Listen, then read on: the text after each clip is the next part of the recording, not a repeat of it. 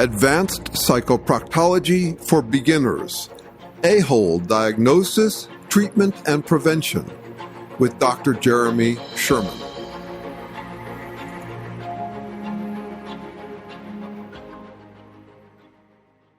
Welcome back for Class 2 of this Advanced Psychoproctology course for beginners. Today we'll explore objections to psychoproctology. Now, I've been a psychoproctologist for 25 years. When I tell people about this research, many understand it right away and want to talk about the aholes they've known or to explore the topic in general. But some people dismiss psychoproctology as immoral or impractical. Here I'll address typical objections I get to the field, and in the process I'll orient a little more to the approach I'll be taking in this course. First, I often hear that you can't stop aholes. You should just ignore them. Walk away. There's a saying, often misattributed to George Bernard Shaw, never wrestle with a pig. You'll just get dirty and the pig likes it. That feels so true. Don't give them any attention. Suck the oxygen out of them. Walk away. There's nothing to be gained and a lot to lose if you wrestle with a pig. Sure, walk away from an a-hole if you can, but never fight with one? That's an overstep in the right direction. Sometimes you have to wrestle with the pig, a tyrant who wants to kill your family, a sexual predator at work, an ex who won't leave you alone, or a family member you have to live with, when it feels like trying to cohabitate with a pet boar. Nasty, dirty, wild, and vicious. You will get dirty, and the pig will like it. Still, the pig likes it when you don't wrestle with them too. It's proof of their authority. Their piggishness is validated. They get their way because people move out of their way.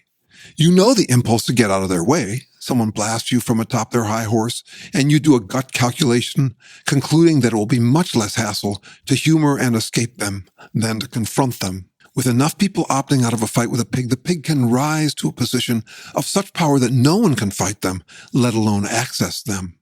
Dominance becomes total domination. Donald Trump is a pig who rose that way. People often live to regret a failure to nip such a-holes in the bud. Imagine being German citizens as Hitler rose to power. Imagine scorning the resistance as futile, since, after all, you shouldn't wrestle with pigs. Imagine being the parent in a family threatened by a tyrant's goon squad, but remaining passive because you should never fight with a pig. Though the advice not to fight feels right, it prescribes fatalism. People often use the quote upon exiting a fight as something they say to the pig. Ironically, it counsels not to wrestle with pigs as it's wrestling with them, cutting them with an insult.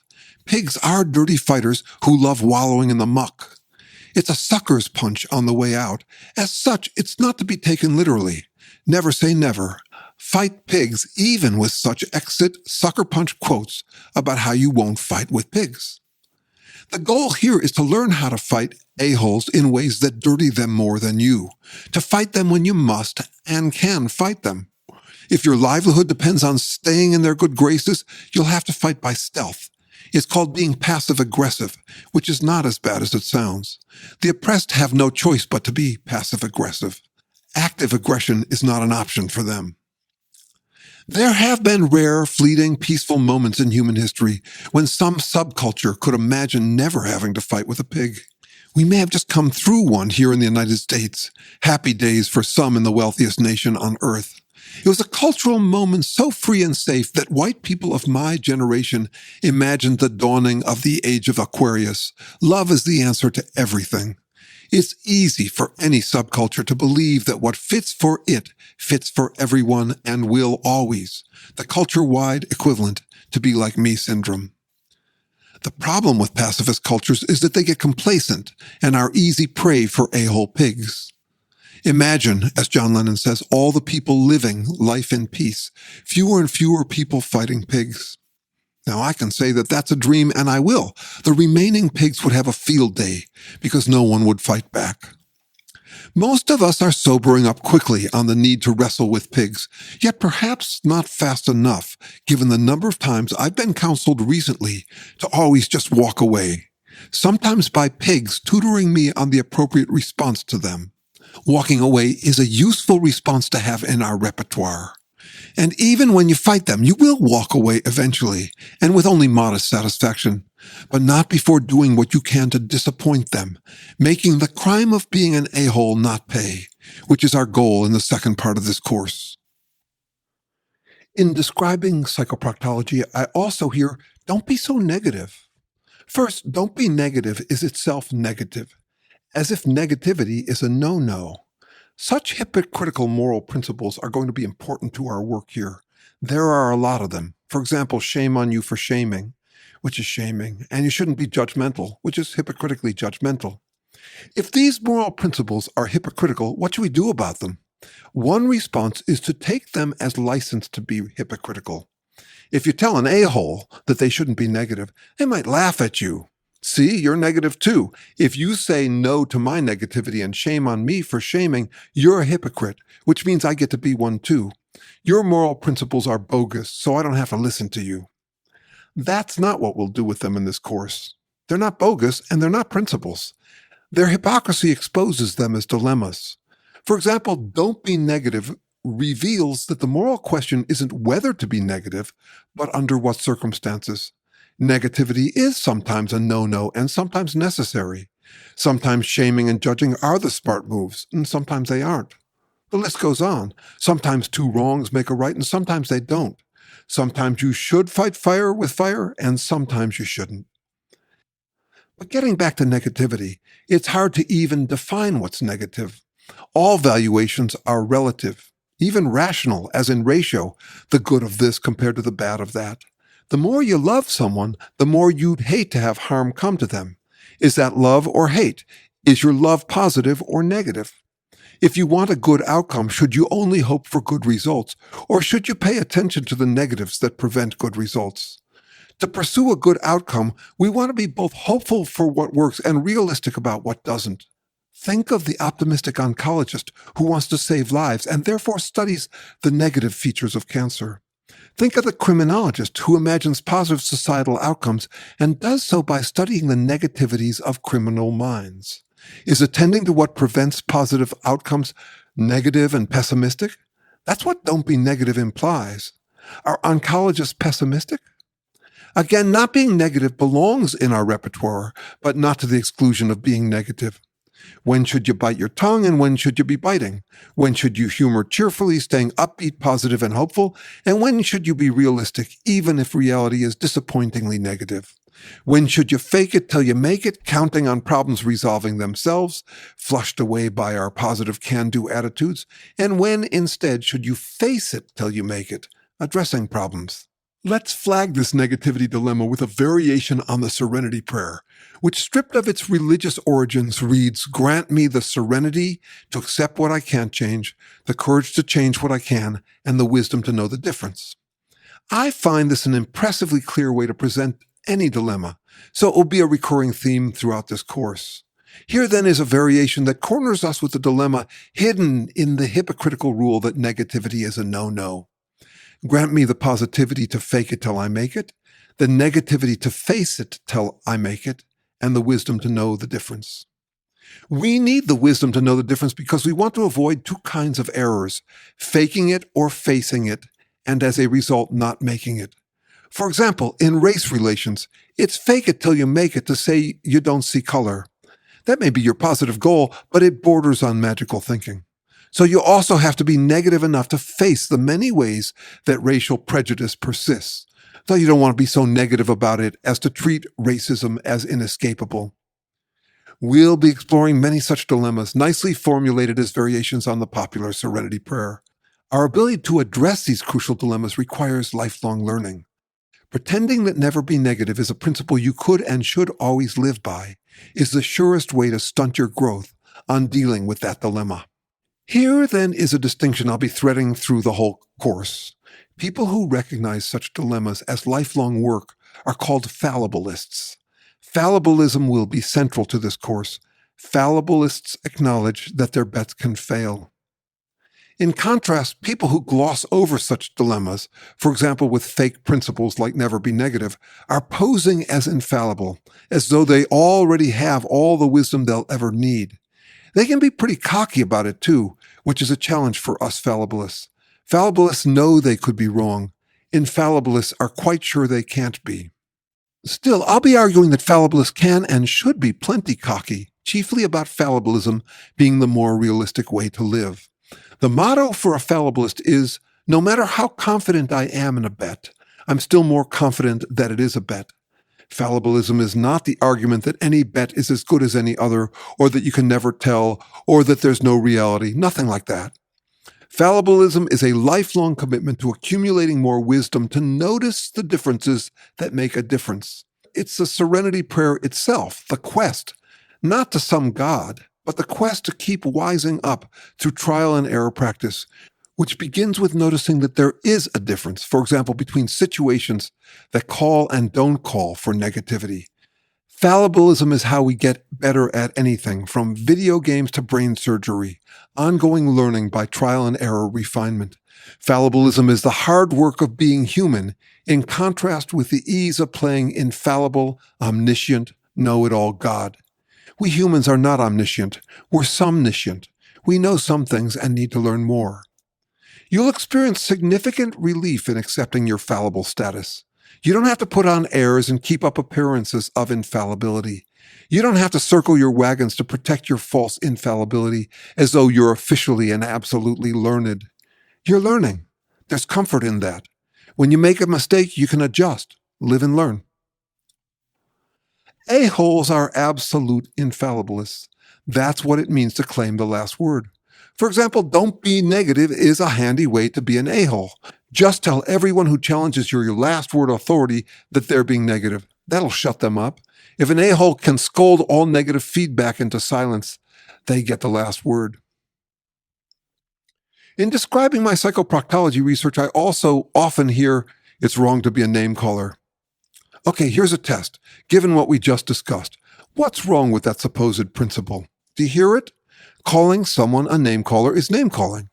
Again, don't be a name caller is a dilemma posing as a principle. The question isn't whether to name call, but under what circumstances. You want to do it where it's more likely to help than harm. Psychoproctologists don't just want a name call. We want a name call with strategic precision, which is why we'll spend several chapters seeking a more descriptive, objective, and accurate name than a-hole or narcissist. Deciding what names to call people is work to be done carefully. People who settle on never be a name caller haven't begun that careful work. They probably can't even hear the hypocrisy of name-calling people as name callers, and haven't even noticed that you never hear anyone respond to a compliment like, "You're a nice person," by saying, "Hey now, don't be a name caller." This course isn't just on how to diagnose and thwart a-holes. It's also about how to not be fooled by half-witted principles, like don't be negative, you shouldn't be judgmental, and never be a name caller. Dilemmas posing as principles that a-holes exploit to prey on conscientious minds. When I ask someone why they think we shouldn't name call, they'll often say that name calling is dehumanizing.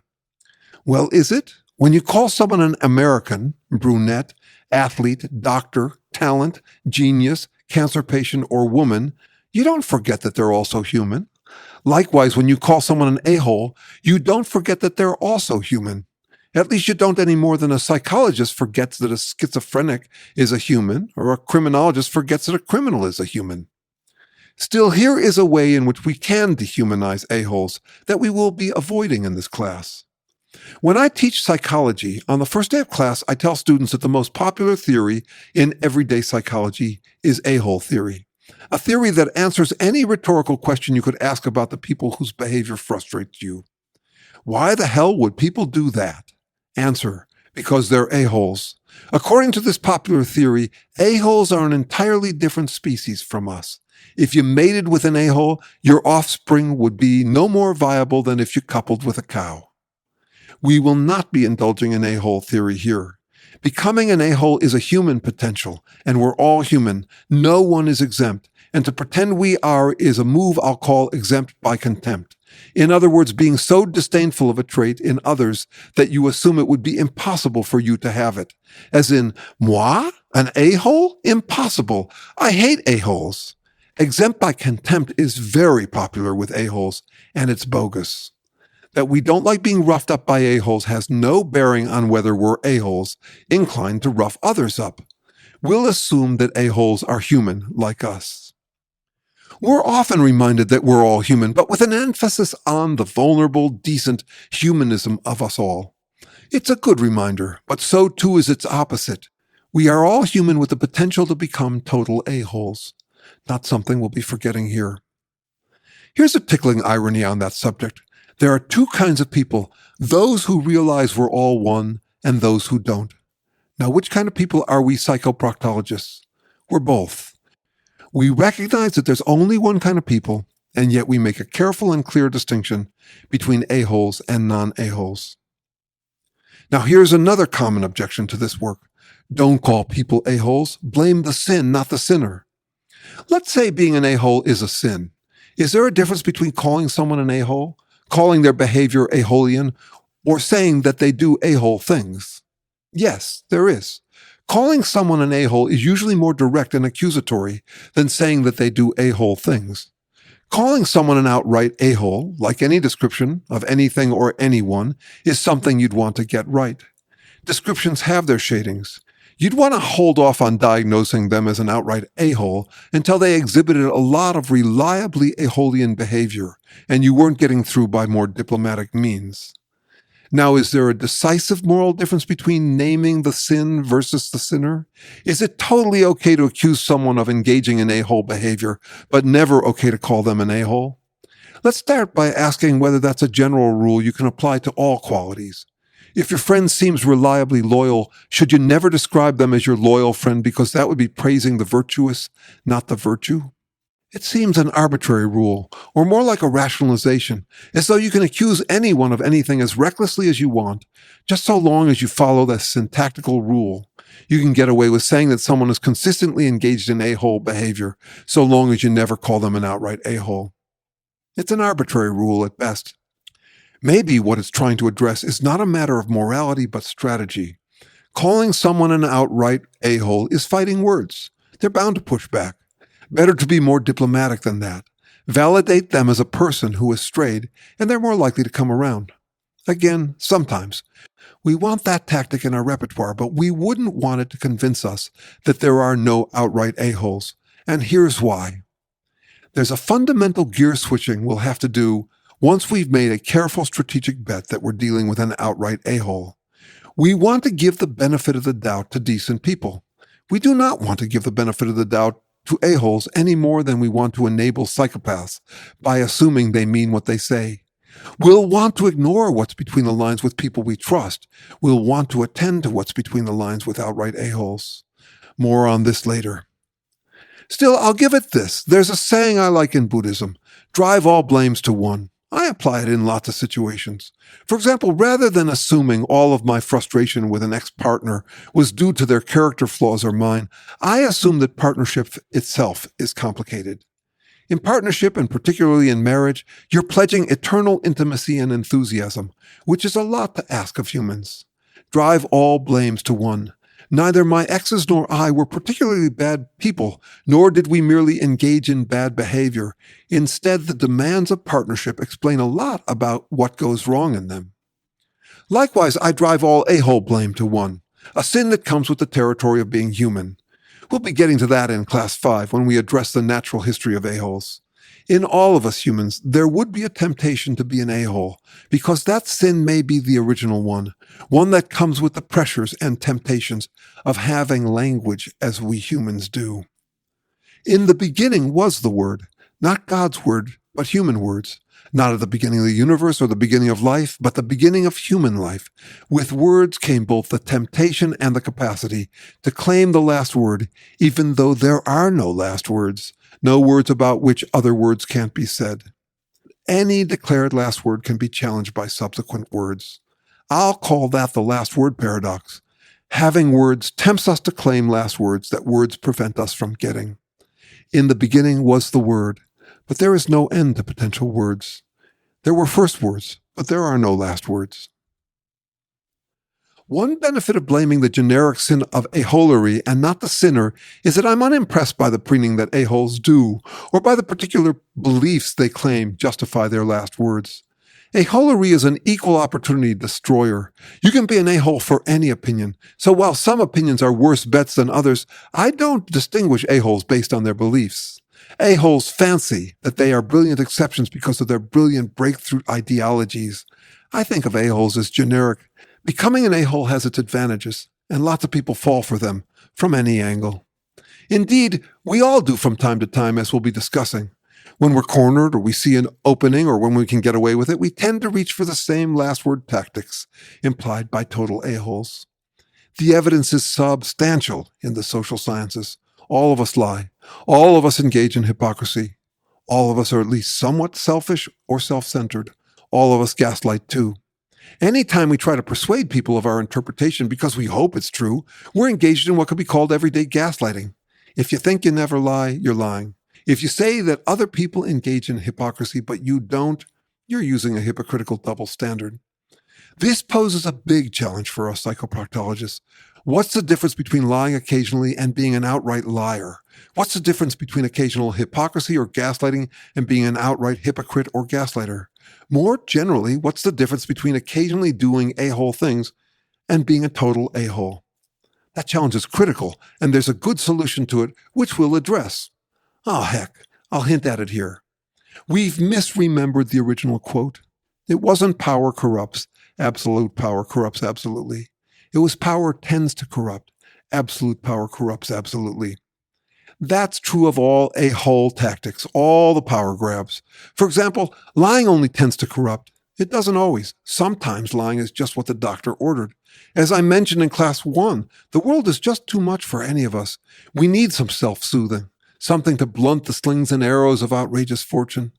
People will humor themselves and others. People will hope. People will lie to persuade. All of us will sometimes lean on hope over realism, the likable story over the likely one. Again, there's a moral dilemma posing as a moral principle. Vow to never lie. Such a vow would itself be a lie. The very first thing Trump's press secretary, Kayleigh McEnany, said to the press was that she would never lie to them, and the immediate joke was that that was her first lie. Her second one came 15 minutes later. The question isn't whether to lie, but when, under what circumstances and conditions. It's implied by Plato's treatment of the noble lie, or our talk about white meaning good, helpful, or harmless lies. We could make a serenity prayer out of that too. Grant me the tact to lie in saying that I'm okay with what I shouldn't try to improve, the honesty to expose what I should try to improve, and the wisdom to notice the difference. Still, being an absolute liar corrupts absolutely. It's when lying becomes wall-to-wall that you get total a-holes. And how does that happen? Well, there are good reasons for using power grab tactics. Then there are our self-serving rationalizations for using them. And then there's taking pride in our wall-to-wall self-rationalizing. It's that last move by which people grant themselves license to use all of the power grabs, proudly, absolutely, and always. It's like being shameless about being shameless. More about that later. Here we're still dealing with objections to psychoproctology. Blame the sin, not the sinner, so never call someone an a-hole? Nah, we can talk about someone chronically engaging in sinful aholerey, or we can talk about total sinner a-holes. There's no magic syntax that makes it okay to name the fault, but not the faulty. We all know that. People who say blame the sin and not the sinner make exceptions. They'll call Hitler a monster. Once you've got exceptions, you no longer have a hard and fast last word moral principle. People also say that calling people a-holes is always wrong because of the ad hominem fallacy. That stems from a common misunderstanding of that fallacy, and fallacies in general. A fallacy is a lame argument, a red herring, an argument that has no bearing on the topic at hand. The ad hominem fallacy is the lame argument that someone must be wrong because they are bad characters, like saying, he's an a-hole and therefore he's always wrong. For example, if someone said it's raining and you said it isn't, and they said you're an a-hole, therefore it's raining. The fallacy points to something obvious, though often overlooked. Even if someone is an a-hole, it doesn't mean they're wrong about everything. A broken clock is right twice a day. A-holes can be very gifted. If you had a choice between sloppy surgery performed by a nice guy and expert surgery performed by an a-hole, opt for the a-hole. A fallacy or red herring argument is irrelevant to the issue at hand. A fallacy or red herring argument is irrelevant to the issue at hand. For example, whether it's raining and who should perform your surgery. Still, the argument that someone is an a-hole could be relevant to something else. And being of low character certainly is to matters of leadership, ethics, fairness, and justice. Consider the vetting process for court justices. It would be absurd to bar all reference to a nominee's bad character based on the overextension of the ad hominem fallacy. Aholes often dismiss criticism of their character as merely an ad hominem fallacy argument. That is, they attempt to discredit those who discredit them. In so many words, they say, you used an ad hominem argument, which proves you're of bad character, therefore I don't have to listen to you. Pretty ironic. Here we'll be focusing on aholerey, a fundamentally bad character trait, and no, to focus on them is not to fall for the ad hominem fallacy. We admit that total aholes could be right about something. Indeed, they have to be right about something. A lie is rarely a misinterpretation of absolutely everything. If it were, it would be exposed as a lie. Lies have to mimic truth, or they don't work. So even an absolute liar is likely to tell the truth about some things just to maintain the appearance of credibility. Moving on. When I tell people about psychoproctology, some object by saying that calling someone an a-hole implies that you don't think that they can change. Well, calling someone an alcoholic implies that you think they can change. That's what interventions are all about. Aholism is like alcoholism, an intoxicating, toxic, short-sighted escapism. Before recovery, alcoholics and aholics alike are the ones who don't think they can or should change. Also, there's a difference between diagnosing and accusing. Accusing someone of being an a-hole is indeed confrontational. We diagnose people as a-holes when we want them to change. A-holes have two opposite ways of dismissing someone calling them a-holes. They can act like prudes or punks, saints or cynics. To play prudish saint, they can scold you for name-calling or meanness. To play punk cynic, they can embrace the accusation like it's no big deal. Damn straight I'm an a-hole. Everyone is. I'm a better a-hole because I'm more realistic about everyone being an a-hole. I'm not going to recommend accusing a-holes of being a-holes to their face. It's not a great strategy. Sometimes it works, but mostly it doesn't. They have that accusation covered by saying, sure, so what?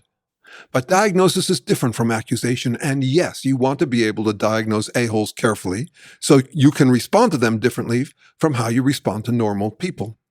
It's our civic duty to impose consequences on a-holes. A-holes are the ones who assume they can't, won't, and shouldn't change. That's what their last word authority is all about, demanding the freedom to never have to adapt to any new evidence ever again. Moving down the list of objections, here's one that's practical, not moral. You shouldn't call people a-holes. Criticism never works. With a-holes, we have to remember not to simply assume that because something doesn't work, its opposite will work. I'll call that mistake defaulty logic. Since something is wrong, its opposite is right by default. Sure, criticism doesn't work much with a-holes, but then neither does kindness, nor just walking away. Nothing conventional works with a-holes, which is why we need to rethink and expand beyond our usual repertoire of responses. To sustain the impression of always getting absolute last words, a-holes have to have a way to block any challenge to them. They will have a way to deflect any common challenge to their authority. Also, there's our new test for whether a principle is a principle or dilemma. To hear the self-undermining hypocrisy in saying, I'm critical of you for calling people a-holes because criticism never works. Shame on you for shaming people. You shouldn't judge, just say no to negativity. Again, if a principle is hypocritical, it's not a principle. It's a dilemma you'll deal with over and over, lifelong. For example, deciding when to be critical, when to judge, when to shame. Hypocritical principles don't work as principles, but they do expose life's tough judgment calls and our need for the wisdom to keep learning when to do what. Hypocrisy aside, it's just not true. I bet you've changed your behavior more than once in response to harsh, negative feedback. I know I have. We have two basic ways to motivate people: carrots and sticks, positive and negative reinforcement, approval and disapproval. Either can work and either can fail. Approval can motivate people or make them complacent. A teacher who granted A's to all students on the first day of class might encourage them to do their best or might make them complacent. A teacher who discouraged all students on the first day of class might motivate them to try harder or could make them inhibited, resentful, or paralyzed. Sure, there is what psychologists call the backfire effect. When you attack someone, they'll tend to get defensive at first. When you make someone eat bitter crow, they'll spit it back out at you immediately and defensively. Still, chances are some crow will get in anyway, digested later. We may refuse to ingest negative feedback, but we still digest a little, sorting out the nutritious from the waste products. Many's the time I've gotten defensive when criticized, and then changed my behavior to accommodate the criticism anyway. Spare the rod completely by some half-witted rule like criticism never works, and you limit your ability to influence people. There's a dilemma dressed up as a principle about that one too. When people say you can't change anyone, they're saying, let me persuade you that people are unpersuadable. The underlying dilemma that this hypocritical moral principle points to is our ever-learning attempts to figure out when to try to change someone and when to regard them as unchangeable. To resolve to the half-witted principle that you can't change them will stunt your learning on this fundamental dilemma. And you won't stop trying to change people anyway. No one does. You'll just pretend you've given up on changing people when you haven't. Such half-witted principles are great last-word power grabs. An a-hole can gain the last word by saying no one should try to change them. That's how you get snowflake, PC, theatrical sensitivity dressed up in any cause. Shame on you for trying to change me. If it's critical of me, it's immoral. By that rule, there can be no criticism ever because criticism never works. Judges should never call anyone a criminal because calling someone a criminal is criminal. See the problem? Here's another half-witted principle I often hear when I mention psychoproctology. Hate always hurts you more than it hurts the person you hate. I do hate a-holes, but I hate them the way a criminologist hates crime or an oncologist hates cancer. I have empathy and compassion for a-holes, but no sympathy or charity. Sympathy and charity for a-holes, psychopaths, and narcissists is, as you might have experienced, very dangerous to you and others. Psychoproctology is to be practiced like criminology. You don't see criminologists hand-wringing or throwing tantrums over the existence of criminals, nor do you see them siding with criminals just because they understand them. Psychoproctologists calmly assume that there will always be a-holes. They just try to be strategic about naming and taming, spotting and stopping a-holes. But getting back to that supposed rule that hate hurts you more than it hurts the person you hate. Really? When the police take down a serial killer, it doesn't hurt the police more than it hurts the serial killer. There are situations in which hating someone hurts you more than them. We should probably forgive all dead a-holes because it will hurt us more than it hurts them. They're dead. One of the great tragedies of life is that good people and a-holes all suffer the same fate. If there were a God, heaven and hell would be the least he could do to right the wrongs perpetrated in this world. But the idea that we should always forgive everyone because not forgiving hurts us too much is just nonsense on stilts, easily exploited by a-holes. They'll shame you for not forgiving them as though failing to forgive them is unforgivable. Lifelong we'll face the dilemma, what's best forgiven and what isn't. To pretend otherwise as though there's a last word formula that it will hurt you more than it will hurt the unforgiven is like pretending you should accommodate everyone always. In response to psychoproctology, people often tell me I overthink it. They know an a-hole when they see one. It's obvious who's an a-hole. Of course, everyone thinks they know an a-hole when they see one, including the people who are sure you're an a-hole. And a word about overthinking.